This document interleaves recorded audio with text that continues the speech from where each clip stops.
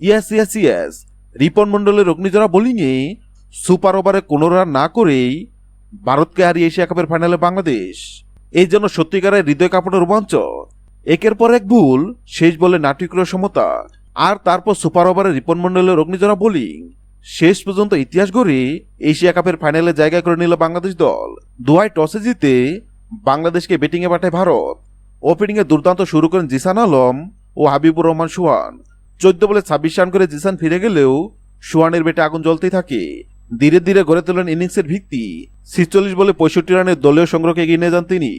6 wicket 130 পার হওয়ার পর মনে হচ্ছিল 160 পার হলেই ভালো, কিন্তু তখনই বিধ্বংসী ব্যাটিং দেখালেন মেহরাব হোসেন। মাত্র 18 বলে 48 রানের সীমানো পেরানো শটে ভারতীয় বোলারদের দিশাহারা করে দেন। ইয়াসির আলীও খেলেন 9 বলে 17 রানের কিমিও। সেই 2 ওভার আসে 50 রান, ফলে বাংলাদেশ সংগ্রহ দাঁড়ায় 194 রান 6 উইকেটের বিনিময়ে। 194 রান সংগ্রহ করতে নেমে শুরুতেই জট তুলেন বৈভব সূর্যবংশী।